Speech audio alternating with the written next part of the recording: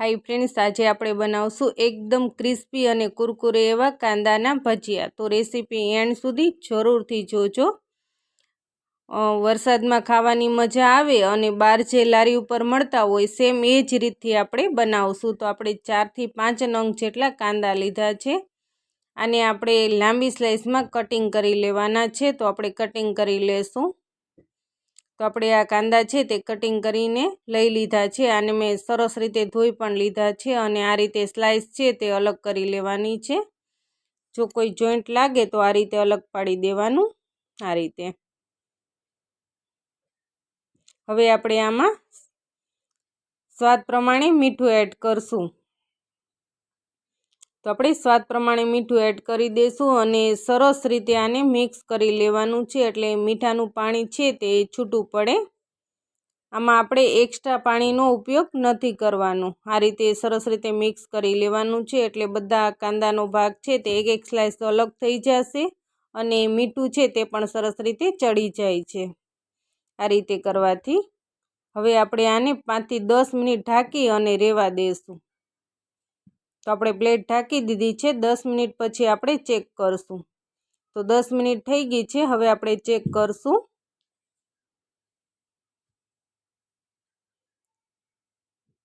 તો તમે જોઈ શકો છો કે મીઠાનું પાણી છે તે સરસ રીતે છૂટું પડી ગયું છે। આ રીતે 5 થી 10 મિનિટમાં આ રીતે મીઠાનું પાણી છે તે છૂટું પડે છે। તો આપણે પાણી કાઢવાનું નથી, આમ જ આપણે મસાલા કરવાના છે ડાયરેક્ટ જ। હવે આપણે 1 નંગ મરચું છે તેને મેં આ રીતે બારીક કટિંગ કરી અને લઈ લીધું છે। આદું છે તેને આપણે છીણીને લીધું છે, તે પણ આપણે એડ કરી દઈશું। બારીક કટિંગ કરેલી ધાણા ભાજી છે તે પણ આપણે એડ કરી દઈશું। હવે આપણે મરી પાવડર છે તે એડ કરશું। તો 8 થી 10 નંગ જેટલી મરી લીધી હતી મેં। હવે આપણે એક ચપટી અજમા લીધા છે, તેને આપણે હાથેથી આ રીતે ક્રશ કરી અને એડ કરશું। તેનો ટેસ્ટ છે તે સરસ આવે છે, એટલે હંમેશા આ રીતે અજમા છે તે હાથેથી ક્રશ કરીને એડ કરવાના।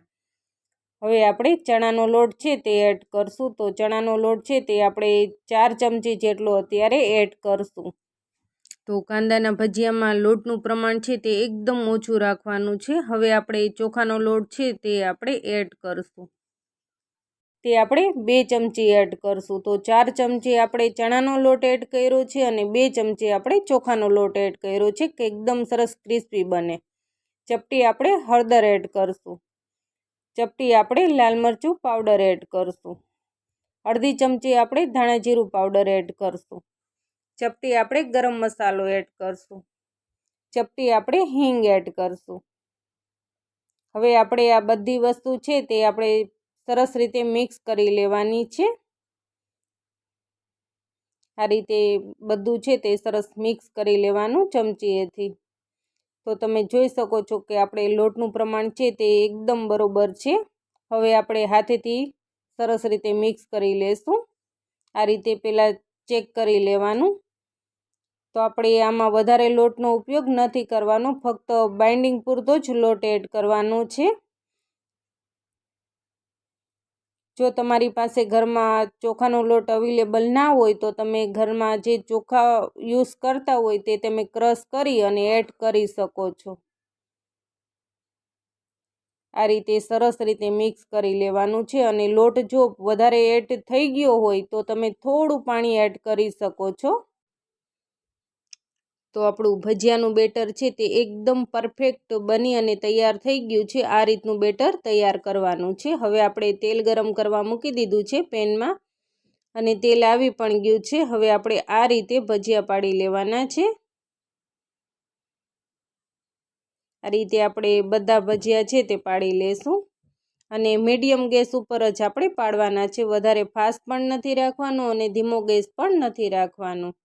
આને આપણે મીડિયમ ગેસ ઉપર એકદમ ક્રિસ્પી કરવાના છે।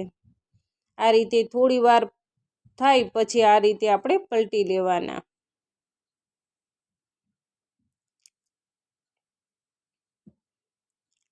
હજી આપણે આને થોડી વાર રહેવા દઈશું।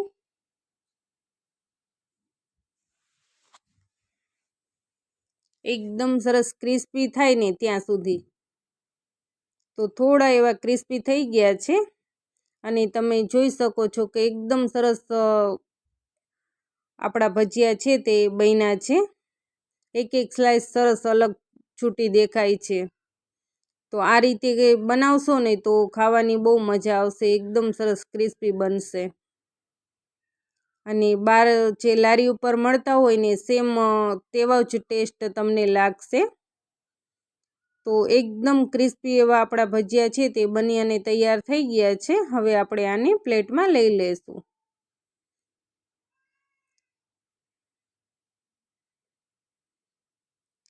તો વરસાદમાં ખાવાની મજા આવે ને એવા એકદમ સરસ ક્રિસ્પી એવા આપણા કાંદાના ભજીયા છે તે બન્યા છે.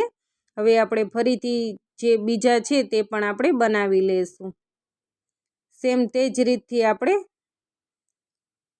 બીજા ભજીયા છે તે પણ આપણે બનાવી લઈશું. તેને પણ એકદમ સરસ ક્રિસ્પી થવા દેશું. તો તમે જોઈ શકો છો કે એકદમ સરસ આપણા કાંદાના ભજીયા છે તે બન્યા છે. આ રીતે ક્રિસ્પી થાય એટલે આપણે આને પ્લેટમાં લઈ લેવાના. તો તમે જોઈ શકો છો કે આપણા આ ભજીયા છે તે પણ સરસ એકદમ ગોલ્ડન બ્રાઉન થઈ ગયા છે. આને પણ આપણે પ્લેટમાં લઈ લઈશું. જોતાં જ ખાવાનું મન થઈ જાય તેવા આપણા કાંદાના ભજીયા છે તે બન્યા છે. આને આપણે પ્લેટમાં લઈ લઈશું.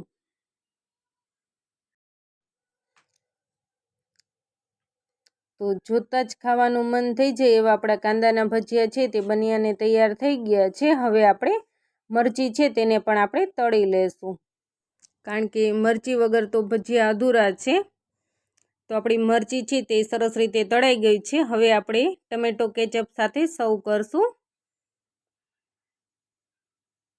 એકદમ ક્રિસ્પી એવા આપણા કાંદાના ભજીયા છે તે બની અને તૈયાર થઈ ગયા છે. ઉપરથી આપણે મરચી પણ સર્વ કરી દઈશું. તો તમે જોઈ શકો છો કે જોતાં જ ખાવાનું મન થઈ જાય એવા આપણા કાંદાના ભજીયા છે તે બન્યા છે. હું તમને કટિંગ કરીને પણ બતાવું. એકદમ સરસ ક્રિસ્પી એવા બન્યા છે. તો ફ્રેન્ડ્સ, આજની મારી રેસીપી ગમી હોય તો ફ્રેન્ડ્સ અને ફેમિલીમાં જરૂરથી શેર કરજો. Thank you for watch.